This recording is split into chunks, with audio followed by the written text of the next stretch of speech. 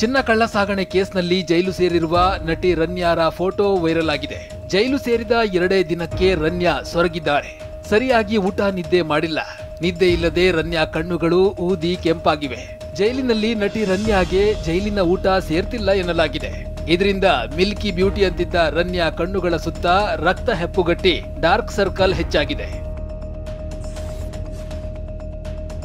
ರನ್ಯಾ ಕಳ್ಳ ಸಾಗಾಣೆ ಕೇಸ್ನಲ್ಲಿ ಜೈಲು ಸೇರಿದ ಬೆನ್ನಲ್ಲೇ ಡಿಜಿಪಿ ಕೆ ರಾಮಚಂದ್ರ ರಾವ್ ಮಾಧ್ಯಮ ಪ್ರಕಟಣೆ ಬಿಡುಗಡೆ ಮಾಡಿದ್ದಾರೆ. ಪೋಷಕನಾಗಿ ನನ್ನ ಹೃದಯ ಒಡೆದು ಹೋಗಿದೆ. ನನ್ನ ಜೀವನದಲ್ಲಿ ಊಹೆಗೂ ನಿಲುಕದ ಘಟನೆ ನಡೆಯುತ್ತೆ ಎಂದುಕೊಂಡಿರಲಿಲ್ಲ ಎಂದು ಭಾವುಕರಾಗಿದ್ದಾರೆ. ಈ ಘಟನೆಯಿಂದ ಪೋಷಕನಾಗಿ ನನ್ನ ಹೃದಯ ಒಡೆದು ಹೋಗಿದೆ. ನನಗೆ ಆಗಿರುವ ಆಘಾತವನ್ನ ಹೇಳಲು ಪದಗಳೇ ಇಲ್ಲ. ಇತ್ತೀಚಿನ ಬೆಳವಣಿಗೆಯಿಂದ ನನ್ನ ಮನಸ್ಸಿಗೆ ತುಂಬಾ ನೋವಾಗಿದೆ. ನನಗೆ ಹಾಗೂ ನನ್ನ ಕುಟುಂಬಕ್ಕೆ ಇದು ತುಂಬಾ ಕಷ್ಟದ ಸಮಯ. ಇದನ್ನ ಎದುರಿಸಲು ನಾವು ಕಷ್ಟಪಡ್ತಿದ್ದೇವೆ. ರನ್ಯಾ ಹಾಗೂ ಜತಿನ್ ಹುಕ್ಕೇರಿ 2024ರಲ್ಲಿ ಮದುವೆ ಆದ್ರು. ಮದುವೆ ಆದ ನಂತರ ಅವರು ತಮ್ಮ ಖಾಸಗಿತನ ಮತ್ತು ಸ್ವಾತಂತ್ರ್ಯವನ್ನ ಕಾಪಾಡಿಕೊಂಡಿದ್ದಾರೆ. ನಮ್ಮ ಮನೆಗೆ ಬರುವುದನ್ನ ಆಕೆ ನಿಲ್ಲಿಸಿದ್ದಾಳೆ. ನಾವು ಭೇಟಿಯಾಗಲು ಅವಕಾಶ ನೀಡಿಲ್ಲ. ಇದರಿಂದ ನಮ್ಮ ಹಾಗೂ ಅವರ ನಡುವೆ ಅಂತರ ಬೆಳೆಯಿತು. ನಾನು ಕೆಲಸದಲ್ಲಿ ಪ್ರಾಮಾಣಿಕನಾಗಿದ್ದೇನೆ. ನನ್ನದೇ ಆದ ಶಿಸ್ತಿನ ಜೀವನ ನಡೆಸಿದ್ದೇನೆ. ನನ್ನ ಕುಟುಂಬದ ಭವಿಷ್ಯಕ್ಕೆ ಕಳಂಕ ಬಂದಿದೆ. ನಾನು ದುಃಖಿತ ತಂದೆ ಆಗಿದ್ದೇನೆ ಅಂತ ಗುರುತಿಸಿ ಎಂದು ಕೇಳಿಕೊಳ್ತೇನೆ. ನನ್ನ ಜೀವನದಲ್ಲಿ ಊಹೆಗೂ ನಿಲುಕದ ಘಟನೆ ನಡೆಯುತ್ತೆ ಎಂದುಕೊಂಡಿರಲಿಲ್ಲ. ರನ್ಯಾ ವಿಚಾರದಲ್ಲಿ ನಾನು ಕಾನೂನು ಉಲ್ಲಂಘಿಸಿದ್ರೆ ಕಾನೂನು ಕ್ರಮ ಕೈಗೊಳ್ಳಲಿ. ರಾಜ್ಯದಾದ್ಯಂತ ಗುರುವಾರ ಬೆಳ್ಳಂಬೆಳಗ್ಗೆ ಲೋಕಾಯುಕ್ತ ಅಧಿಕಾರಿಗಳು ಸರ್ಕಾರಿ ಕುಬೇರರ ಭೇಟಿಯಾಡಿದ್ದಾರೆ. ಲೋಕಾಯುಕ್ತ ದಾಳಿ ವೇಳೆ ಕಲಬುರಗಿಯ ಲೋಕೋಪಯೋಗಿ ಇಲಾಖೆಯ ಚೀಫ್ ಇಂಜಿನಿಯರ್ ಜಗನ್ನಾಥ್ನ ಮನೆಯಲ್ಲಿ ಅಪಾರ ಪ್ರಮಾಣದ ಚಿನ್ನ ಬೆಳ್ಳಿ ಪತ್ತೆಯಾಗಿದೆ. ಕಲಬುರಗಿಯ ಎನ್ಜಿಒ ಕಾಲನಿ ಮನೆ ಲಾಕರ್ನಲ್ಲಿ ಡೈಮಂಡ್ ರಿಂಗ್ ಸೇರಿ 30ಕ್ಕೂ ಹೆಚ್ಚು ಗೋಲ್ಡ್ ಕಾಯಿನ್, 900 ಗ್ರಾಂ ಚಿನ್ನ, 18 ಕೆಜಿ ಬೆಳ್ಳಿ, 200 ಗ್ರಾಂ ಹಿತ್ತಾಳೆ ಪತ್ತೆಯಾಗಿದೆ. ಜೊತೆಗೆ ಮನೆ ಡೆಕೋರೇಷನ್ಗೆ 20 ಲಕ್ಷಕ್ಕೂ ಹೆಚ್ಚು ಮೌಲ್ಯದ ಸಾಮಗ್ರಿ ಬಳಕೆ ಮಾಡಲಾಗಿದೆ. ಇನ್ನು ದಾವಣಗೆರೆಯಲ್ಲಿ ಫುಡ್ ಸೇಫ್ಟಿ ಅಧಿಕಾರಿ ಡಾಕ್ಟರ್ ನಾಗರಾಜ್ ಮನೆ ಮೇಲೂ ಲೋಕ ರೇಡ್ ಮಾಡಿದೆ. ಮನೆ, ಕಚೇರಿ, ತೋಟದ ಮನೆ ಸೇರಿ ಒಟ್ಟು 5 ಕಡೆ ದಾಳಿ ನಡೆದಿದ್ದು, ಸದ್ಯಕ್ಕೆ 1 ಕೆಜಿ ಚಿನ್ನ, ಅಪಾರ ಪ್ರಮಾಣದ ಬೆಳ್ಳಿ, 2 ಬ್ಯಾಂಕ್ ಲಾಕರ್, ಜಮೀನು, ಸೈಟ್, ಲಕ್ಷಾಂತರ ಮೌಲ್ಯದ ವಾಚ್ ಪತ್ತೆಯಾಗಿದೆ. ಲೋಕಾಯುಕ್ತ ದಾಳಿ ವೇಳೆ ಬೆಂಗಳೂರಿನ ಬೆಸ್ಕಾಂ ಕಚೇರಿಯಲ್ಲಿ ಎಇಇ ಅಧಿಕಾರಿ ಮನೆಯಲ್ಲಿ ಕೋಟ್ಯಾಂತರ ಮೌಲ್ಯದ ಆಸ್ತಿ ಪತ್ತೆಯಾಗಿದೆ. ಕೋಲಾರದಲ್ಲಿ ಬೆಸ್ಕಾಂ ಎಇಇ ನಾಗರಾಜ್ಗೆ ಸೇರಿದ 3 ಕಡೆಗಳಲ್ಲಿ ಲೋಕ ದಾಳಿ ಮಾಡಿದೆ. ಬೆಂಗಳೂರಿನ ರಾಜಾಜಿನಗರದ ಬೆಸ್ಕಾಂ ಕಚೇರಿಯಲ್ಲಿ ಎಇಇ ಆಗಿರೋ ನಾಗರಾಜ್ ಅವರ ಪ್ರಿಯದರ್ಶಿನಿ ಬಡಾವಣೆಯ ಮನೆ, ರಾಜಾಜಿನಗರ ಕಚೇರಿ, ಸಂಬಂಧಿಕರ ಮನೆ ಮೇಲೂ ದಾಳಿ ನಡೆಸಲಾಗಿದೆ. ಕೋಟ್ಯಾಂತರ ಮೌಲ್ಯದ ಆಸ್ತಿ ಪತ್ತೆಯಾಗಿದೆ. ಕೊಳ್ಳೇಗಾಲದಲ್ಲಿ 6 ಎಕರೆ ಜಮೀನು, ಬೆಂಗಳೂರಿನಲ್ಲಿ 1 ಮನೆ, 2 ನಿವೇಶನ ಪತ್ತೆಯಾಗಿದೆ.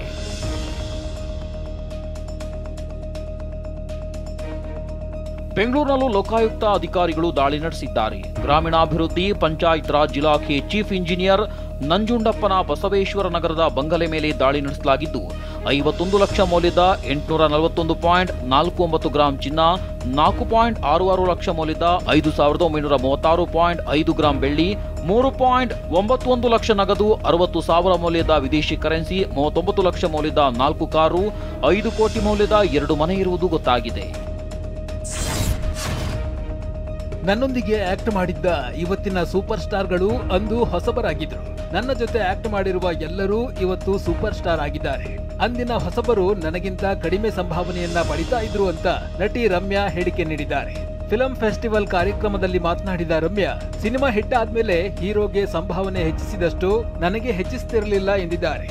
You know, most of my films I worked with like today who are like superstars who were not known that much when I did films with them, and they were paid less than me.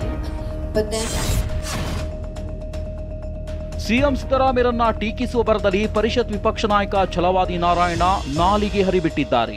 Freedom ಪಾರ್ಕ್ನಲ್ಲಿ ದಲಿತ ಸಂಘಟನೆಗಳು ನಡೆಸುತ್ತಿದ್ದ ಪ್ರತಿಭಟನೆ ವೇದಿಕೆಯಲ್ಲಿ ಮಾತನಾಡಿದ ಛಲವಾದಿ ನಾರಾಯಣ, ನಮ್ಮ ಜನರಿಗೆ ಅನ್ಯಾಯ ಮಾಡಿದ್ದಕ್ಕೆ ನೀವು ಕುಂಟುತ್ತಿದ್ದೀರಿ, ನಮ್ಮವರ ಹಣ ದುರುಪಯೋಗ ಮಾಡಿದ್ದಕ್ಕೆ ವೀಲ್ ಚೇರ್ನಲ್ಲೇ ಬರ್ತಿರೋದು ಎಂದಿದ್ದಾರೆ.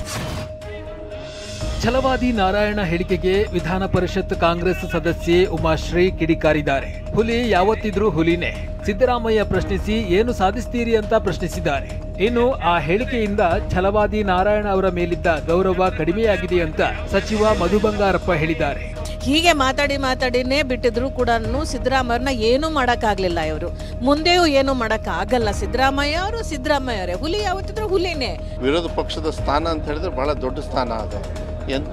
ಎಂಥ ಮನಸ್ಥಿತಿ ಇರೋರನ್ನ ಕೂರಿಸಿದ್ದಾರೆ BJPಯವರು, ಅದನ್ನ ಅರ್ಥ ಮಾಡ್ಕೊಳ್ಬೇಕು. ಏನು ಅದಕ್ಕೆ ನಾನು ಅವ್ರ ಕಾಲು ಮುರಿಲಿ ಅಂತ ಅಷ್ಟು ಕಟ್ಕ ಆಗಬೇಕಾ? ನಾನು ಹೇಳ್ತಾ ಇದ್ದೀನಲ್ಲ, ಇದರ ಅವ್ರ ಮನಸ್ಥಿತಿ ಏನು ಅಂತೇಳಿ ಗೊತ್ತಾಗುತ್ತೆ. ಅದ್ರ ಬಗ್ಗೆ ನಾವು ಎಸ್ಡಿಪಿಐ ವಿರುದ್ಧ ಅಕ್ರಮ ಹಣ ವರ್ಗಾವಣೆ ಆರೋಪ ಹಿನ್ನೆಲೆ ದೇಶದಾದ್ಯಂತ 14 ಕಡೆ ಎಸ್ಡಿಪಿಐ ಕಚೇರಿಗಳ ಮೇಲೆ ಇಡಿ ದಾಳಿ ನಡೆಸಿದೆ. ದೆಹಲಿಯ 2 ಕಡೆ, ಕೇರಳದ ತಿರುವನಂತಪುರಂ, ಮಲಪ್ಪುರಂ, ಆಂಧ್ರಪ್ರದೇಶದ ನಂದ್ಯಾಲ್, ಜಾರ್ಖಂಡ್ನ ಪಾಕೂರ್, ಮಹಾರಾಷ್ಟ್ರದ ಥಾಣೆ, ಬೆಂಗಳೂರು, ಚೆನ್ನೈ, ಕೋಲ್ಕತ್ತಾ, ಲಕ್ನೋ ಮತ್ತು ಜೈಪುರ ಸೇರಿದಂತೆ ಹಲವು ಕಡೆ ದಾಳಿ ನಡೆಸಲಾಗಿದೆ.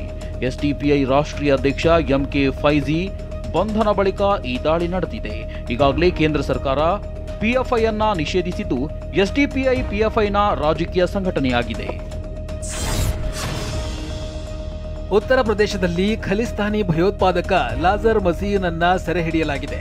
ಉತ್ತರ ಪ್ರದೇಶದ STF, ಪಂಜಾಬ್ ಪೊಲೀಸರು ಕಾರ್ಯಾಚರಣೆ ನಡೆಸಿ ಉಗ್ರನನ್ನ ಬಂಧಿಸಿದ್ದಾರೆ. ಬಂಧಿತ ಉಗ್ರ ಲಾಜರ್ ಮಸೀರ್ ಮಹಾಕುಂಭಮೇಳದಲ್ಲಿ ದಾಳಿಗೆ ಸಂಚು ನಡೆಸಿದ್ದ. ಆದರೆ ಕುಂಭಮೇಳದಲ್ಲಿ ಕಟ್ಟುನಿಟ್ಟಿನ ಭದ್ರತೆ ಹಿನ್ನೆಲೆ ಸಂಚು ವಿಫಲವಾಗಿತ್ತು. ಉಗ್ರನ ಸಂಚಿನ ಬಗ್ಗೆ ಉತ್ತರ ಪ್ರದೇಶ ಪೊಲೀಸರು ಮಾಹಿತಿಯನ್ನ ಪಡೆದು ಕೌಶಂಬಿ ಜಿಲ್ಲೆಯಲ್ಲಿ ಖಲಿಸ್ತಾನಿ ಉಗ್ರನನ್ನ ಸೆರೆ ಹಿಡಿದಿದ್ದಾರೆ. ಈತ ಜರ್ಮನಿಯ ಬಬರ್ ಖಾಲ್ಸಾ ಇಂಟರ್ನ್ಯಾಷನಲ್ ಕಾರ್ಯಕರ್ತನಾಗಿದ್ದ. ಇನ್ನು ಪಾಕಿಸ್ತಾನದ ISI ಜೊತೆಗೂ ನೇರ ಸಂಪರ್ಕವನ್ನ ಹೊಂದಿದ್ದ. ಬಂಧಿತನಿಂದ 3 ಹ್ಯಾಂಡ್ ಗ್ರೆನೇಡ್, 2 ಡಿಟೋನೇಟರ್ಗಳು, 13 ಕಾರ್ಟ್ರಿಜ್, 1 ವಿದೇಶಿ ಪಿಸ್ತೂಲ್, ಶಂಕಿತ ಸ್ಫೋಟಕಗಳನ್ನ ಜಪ್ತಿ ಮಾಡಲಾಗಿದೆ. ಉಗ್ರನ ಬಳಿ ಗಾಜಿಯಾಬಾದ್ ವಿಳಾಸ ಇರುವ ಆಧಾರ್ ಕಾರ್ಡ್, ಸಿಮ್ ಕಾರ್ಡ್ ಪತ್ತೆಯಾಗಿದೆ. ಬಿಲಿಯನೇರ್ ಎಲಾನ್ ಮಸ್ಕ್ ಒಡೆತನದ ವಿದ್ಯುತ್ ಚಾಲಿತ ಐಷಾರಾಮಿ ಕಾರ್ಗಳ ಕಂಪನಿ ಟೆಸ್ಲಾ ಮುಂಬೈನಲ್ಲಿ ಶೋರೂಮ್ ತೆರೆಯಲು ಮುಂದಾಗಿದೆ. ಈಗಾಗಲೇ ಬಾಂದ್ರಾ ಕುರ್ಲಾ ಕಾಂಪ್ಲೆಕ್ಸ್ನಲ್ಲಿ 4,000 ಚದರ ಅಡಿ ಪ್ರದೇಶವನ್ನ ಕಂಪನಿ ಬಾಡಿಗೆ ಪಡೆದಿದೆ. ಈ ಜಾಗಕ್ಕೆ ಟೆಸ್ಲಾ ಕಂಪನಿ ತಿಂಗಳಿಗೆ 35 ಲಕ್ಷ ಬಾಡಿಗೆ ಕಟ್ಟಲಿದೆ. ಒಂದೆಡೆ ಭಾರತದಲ್ಲಿ ತನ್ನ ಕಂಪನಿಯ EV ಕಾರ್ಗಳನ್ನ ಮಾರಾಟ ಮಾಡಲು ಎಲಾನ್ ಮಸ್ಕ್ ಸಿದ್ಧತೆ ನಡೆಸಿದ್ದಾರೆ. ಆದರೆ ಭಾರತದಲ್ಲಿ ಎಲಾನ್ ಮಸ್ಕ್ ಯಶಸ್ವಿಯಾಗಲ್ಲ ಎಂದು JSW ಗ್ರೂಪ್ನ ಚೇರ್ಮನ್ ಸಜ್ಜನ್ ಜಿಂದಾಲ್ ಭವಿಷ್ಯ ನುಡಿದಿದ್ದಾರೆ. ಭಾರತದಲ್ಲಿ ಮಹೀಂದ್ರ ಮತ್ತು ಟಾಟಾದಂತೆ ಉತ್ಪಾದನೆ ಮಾಡಲು ಮಸ್ಕ್ಗೆ ಸಾಧ್ಯವಿಲ್ಲ ಎಂದಿದ್ದಾರೆ. ಭಾರತ ಆಸ್ಟ್ರೇಲಿಯಾ ಚಾಂಪಿಯನ್ಸ್ ಟ್ರೋಫಿ ಪಂದ್ಯದಲ್ಲಿ ಮೊಹಮ್ಮದ್ ಶಮಿ ಉಪವಾಸ ಆಚರಿಸದಿದ್ದಕ್ಕೆ ಮುಸ್ಲಿಂ ಧರ್ಮಗುರುಗಳು ಕೆಂಡಾಮಂಡಲರಾಗಿದ್ದಾರೆ. ಚಾಂಪಿಯನ್ಸ್ ಟ್ರೋಫಿ ಸೆಮಿಫೈನಲ್ ಪಂದ್ಯದಲ್ಲಿ ಜ್ಯೂಸ್ ಸೇವಿಸಿದ್ದ ಶಮಿ ಒಬ್ಬ ಅಪರಾಧಿ ಎಂದು ಮುಸ್ಲಿಂ ಧರ್ಮಗುರು ಮೌಲಾನಾ ಶಹಬುದ್ದೀನ್ ರಜ್ವಿ ಬರೇಲಿ ಹೇಳಿದ್ದಾರೆ. ಉಪವಾಸ ಮಾಡದೇ ಇರುವುದು ಪಾಪ, ಧಾರ್ಮಿಕ ತತ್ವಗಳಿಗೆ ವಿರುದ್ಧವಾಗಿದೆ ಎಂದು ಕಿಡಿಕಾರಿದ್ದಾರೆ. ಸನಾತನ ಧರ್ಮ ಮಲೇರಿಯಾ ಇದ್ದಂತೆ, ಸನಾತನ ಧರ್ಮ ನಿರ್ಮೂಲನೆ ಮಾಡಬೇಕು ಎಂದಿದ್ದ ಉದಯನಿಧಿ ಸ್ಟಾಲಿನ್ ವಿರುದ್ಧ ಹೊಸ ಕೇಸ್ ದಾಖಲಿಸುವಂತಿಲ್ಲ ಅಂತ ಸುಪ್ರೀಂ ಕೋರ್ಟ್ ತಾಕೀತು ಮಾಡಿದೆ. ತನ್ನ ಅನುಮತಿ ಇಲ್ಲದೆ ಕೇಸ್ ದಾಖಲಿಸಬಾರದು ಅಂತಾನೂ ಸುಪ್ರೀಂ ಕೋರ್ಟ್ ಆದೇಶಿಸಿದೆ. ಬೆಂಗಳೂರು ದಕ್ಷಿಣದ ಬಿಜೆಪಿ ಸಂಸದ ತೇಜಸ್ವಿ ಸೂರ್ಯ ದಾಂಪತ್ಯ ಜೀವನಕ್ಕೆ ಕಾಲಿಟ್ಟಿದ್ದಾರೆ. ಗಾಯಕಿ ಶಿವಶ್ರೀ ಸ್ಕಂದಪ್ರಸಾದ್ ಅವರನ್ನ ವೈದಿಕ ಸಂಪ್ರದಾಯದಂತೆ ವರಿಸಿದ್ದಾರೆ. ಸೂರ್ಯ ಪತ್ನಿ ಶಿವಶ್ರೀ ಸಂಗೀತ, ಭರತನಾಟ್ಯ, ಚಿತ್ರಕಲೆ ಮತ್ತು ಮಾಡೆಲಿಂಗ್ ಕ್ಷೇತ್ರಗಳಲ್ಲಿ ಮಿಂಚಿರುವ ಬಹುಮುಖ ಪ್ರತಿಭೆ. ಅಕ್ಟೋಬರ್ನಲ್ಲಿ ಕಾಂತಾರ 1 ಸಿನಿಮಾ ರಿಲೀಸ್ ಆಗ್ತಿದೆ. ಇನ್ನೇನು ಶೂಟಿಂಗ್ ಮುಕ್ತಾಯದ ಹಂತದಲ್ಲಿರುವಾಗ ರಿಷಬ್ ಶೆಟ್ಟಿ ಪತ್ನಿ ಮಕ್ಕಳೊಂದಿಗೆ ಬೆಳಗ್ಗೆ ಕದ್ರಿ ಮಂಜುನಾಥ ದೇವಸ್ಥಾನಕ್ಕೆ ಆಗಮಿಸಿದ್ದಾರೆ. ಬಳಿಕ ಕೊರಗಜ್ಜನ ಆದಿಕ್ಷೇತ್ರ ಕುತ್ತಾರಿಗೆ ಭೇಟಿ ಕೊಟ್ಟು ಮಧ್ಯಾಹ್ನ ಕಟೀಲು ದುರ್ಗಾ ಪರಮೇಶ್ವರಿ ಸನ್ನಿಧಿಗೆ ಭೇಟಿ ಕೊಟ್ಟು ವಿಶೇಷ ಪೂಜೆಯನ್ನ ಸಲ್ಲಿಸಿದ್ದಾರೆ. ಉಡುಪಿಯ ಕಾಪು ಹೊಸ ಮಾರಿಗುಡಿ ನೂತನ ದೇವಸ್ಥಾನ ನಿರ್ಮಾಣ ಬ್ರಹ್ಮ ಕಲಶೋತ್ಸವಕ್ಕೆ ಕರಾವಳಿ ಬೆಡಗಿ ಪೂಜಾ ಹೆಗ್ಡೆ ಆಗಮಿಸಿ ಮಾರಿಯಮ್ಮನ ದರ್ಶನ ಪಡೆದಿದ್ದಾರೆ. ಕುಟುಂಬದವರ ಜೊತೆ ದೇವಸ್ಥಾನಕ್ಕೆ ಆಗಮಿಸಿದ ಪೂಜಾ ದೇವಿಯ ಎದುರು ಭಕ್ತಿಯಿಂದ ಕೈಯೊಡ್ಡಿ ಪ್ರಾರ್ಥನೆ ಮಾಡಿದ್ದಾರೆ. ಅಂತಾರಾಷ್ಟ್ರೀಯ ಕ್ರಿಕೆಟ್ನಿಂದ ನಿವೃತ್ತಿ ಹೊಂದಿರುವ ಹಿರಿಯ ಆಟಗಾರರು ಆಡುವ ಇಂಟರ್ನ್ಯಾಷನಲ್ ಮಾಸ್ಟರ್ಸ್ ಲೀಗ್ T20 ಪಂದ್ಯಾವಳಿಯಲ್ಲಿ ಕ್ರಿಕೆಟ್ ದೇವರು ಸಚಿನ್ ತೆಂಡೂಲ್ಕರ್ ರನ್ಗಳ ಮಳೆ ಸುರಿಸಿದ್ದಾರೆ. ಬುಧವಾರ ಆಸ್ಟ್ರೇಲಿಯಾ ಮಾಸ್ಟರ್ಸ್ ವಿರುದ್ಧ 51 ವಯಸ್ಸಿನ ಸಚಿನ್ ವಯಸ್ಸನ್ನೇ ನಾಚಿಸುವಂತೆ ಮನಮೋಹಕ ಬ್ಯಾಟಿಂಗ್ ಅಭಿಮಾನಿಗಳ ಪಾಲಿಗೆ ಅಕ್ಷರಶಃ ಹಬ್ಬವಾಗಿತ್ತು.